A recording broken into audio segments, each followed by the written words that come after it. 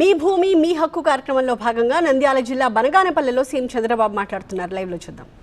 విరామం లేకుండా కుట్రలు కుతంత్రాలు చేస్తున్నారు. కులం, మతం, ప్రాంతం, వర్గాలుగా సమాజాన్ని ముక్కలు చేయాలని చూస్తున్నారు. ఇక్కడ ఎప్పుడు కూడా మీరు గుర్తుపెట్టుకోవాలి, ఒకప్పుడు రాయలసీమలో ముఠాలుండేటివి. ఈరోజు గర్వంగా చెప్తున్నా, రాయలసీమలో ముఠాలు లేకుండా చేసిన వ్యక్తిని నేనే. Party Telugu Desam party. ఇంకో పక్క హైదరాబాద్ లో మత కలహాలు ఉండేటివి. మత కలహాలు పూర్తిగా అణచివేసిన పార్టీ తెలుగుదేశం పార్టీ.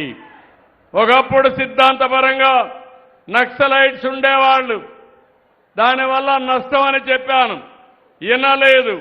వినకపోతే లా అండ్ ఆర్డర్ మెయింటైన్ చేశారు.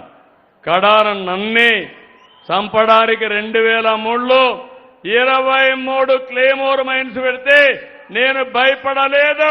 సాక్షాత్ వెంకటేశ్వర స్వామి నన్ను కాపాడాడు.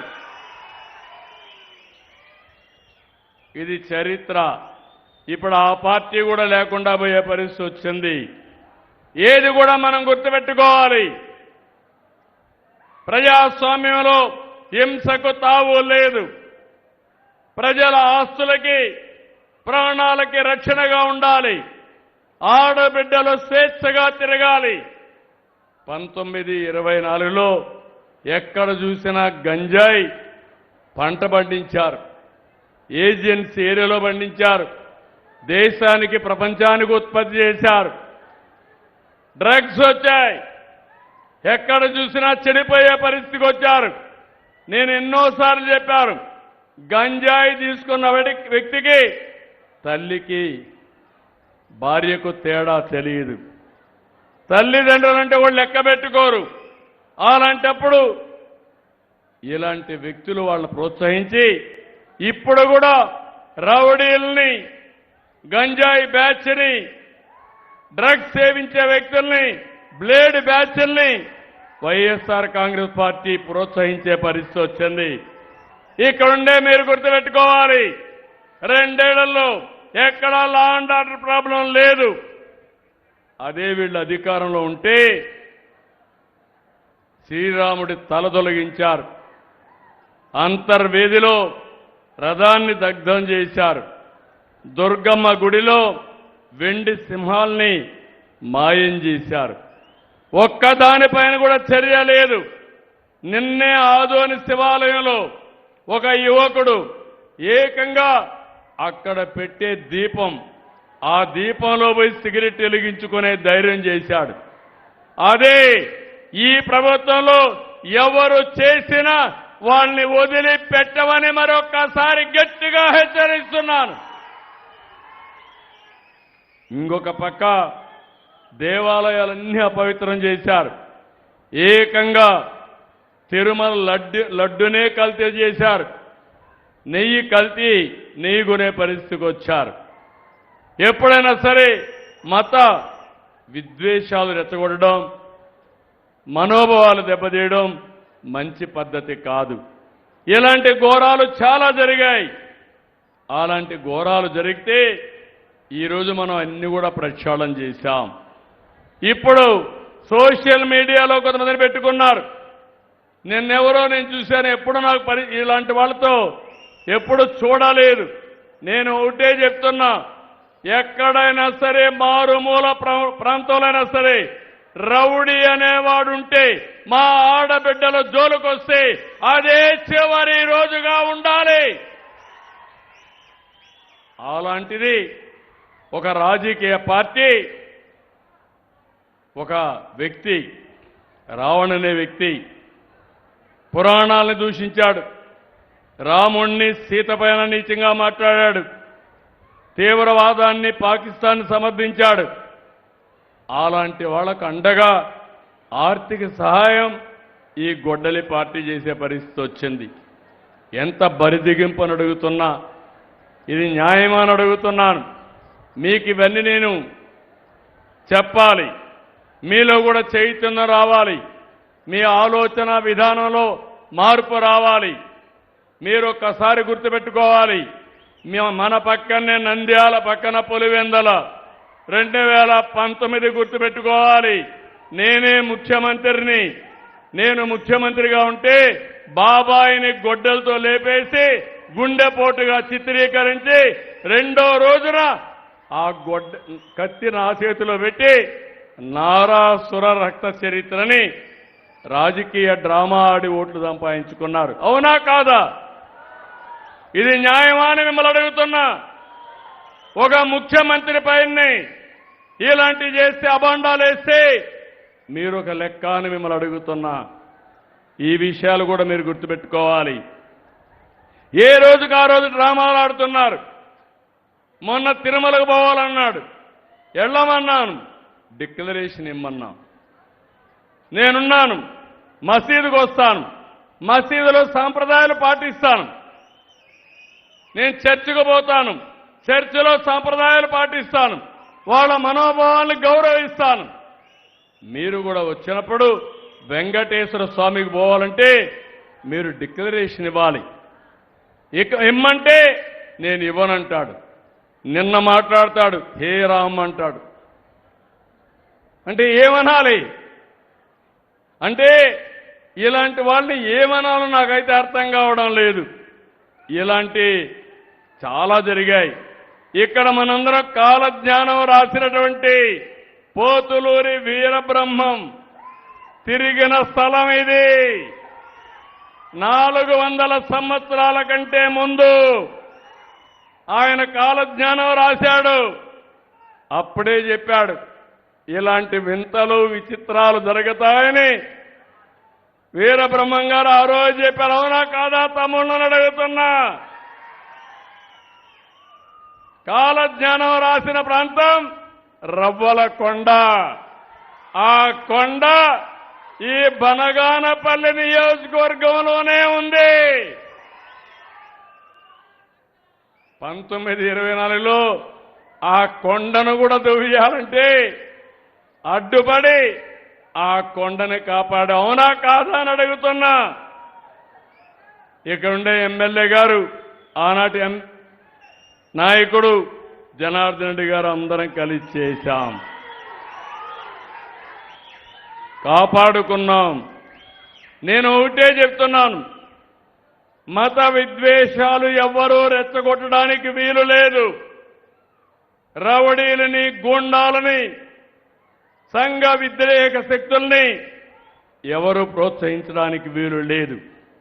కులాల్ని, మతాల్ని విభజించడానికి కూడా వీలు లేదు. ఎలాంటి వ్యక్తి అంటే ఇక్కడ నంద్యాలలో విగ్రహం వాళ్ళ పార్టీయే, అతనే విధ్వంసం చేశాడు. దాన్ని కూడా రాజకీయం చేయాలని చూశారు. వాస్తవం వచ్చిన తర్వాత తోక జాడించే పరిస్థితికి వచ్చారు. నాకు ఆశ్చర్యం వేస్తుంది. మీరు కూడా ఆలోచించాలి. ఇలాంటి ఇంత ప్రవర్తన మీరు చేయొద్దండి. తండ్రి చనిపోయాడు, తండ్రికి పూజలు చేస్తారు. ఎందుకు? ఓట్ల కోసం. తల్లి బతికుంది, తల్లి ఆస్తికి ఆవిడ్ని హింస పెడతాడు. అంటే తల్లికి మాత్రం ఆస్తి ఇవ్వడు, కానీ తండ్రికి మాత్రం చనిపోయాడు కాబట్టి ఓట్లు కావాలి కాబట్టి పూజలు చేసే పరిస్థితికి ఉన్నాడు. అవునా కాదా? అవునా కాదా? అవునంటే చేతులు పైకెత్తండి. మీకు ఇలాంటి కన్నబిడ్డలు కావాలని అడుగుతున్నా. తల్లిని గౌరవించలేని వ్యక్తి. నేను ఈరోజు పెట్టాను, తల్లికి వందనం పెట్టింది. పిల్లల్లో శాశ్వతంగా తల్లులంటే గౌరవం ఉండాలని. ఎంత పెద్దయినా తల్లి తల్లే, బిడ్డ బిడ్డే. అవునా కాదమ్మా? ఇలాంటి వారసత్వాన్ని, ఇలాంటి పనులు చేయాల్సిన వ్యక్తుల్ని మనకు కావాలని అడుగుతున్నా. మళ్ళీ చెప్తున్నా, రాయలసీమలో వాళ్ళు రక్త చరిత్ర రాశారు. నేను ఈరోజు రాయలసీమలో కొత్త చరిత్ర లిఖించబోతున్నా. అదే రాయలసీమ రతనాల సీమ. అందుకే ఈ సంకల్పాన్ని మనం ముందుకు తీసుకొని ముందుకు పోవాల్సిన అవసరం ఉంది. గుట్టుపల్లి రైతులు ఇప్పుడే వెళుతున్నా. ఆ రోజు మొత్తం 215 సర్వేలో 2669 ఎకరాలు పట్టా సర్వీస్ ఇనాం భూముల్ని 22 ఏ కింద పెట్టారు. నా దగ్గరకు వచ్చి చెప్తే ఇమ్మీడియట్గా చేస్తాను హామీ ఇచ్చాను. ఈరోజు వాళ్ళందరికీ 2074 ఎకరాలు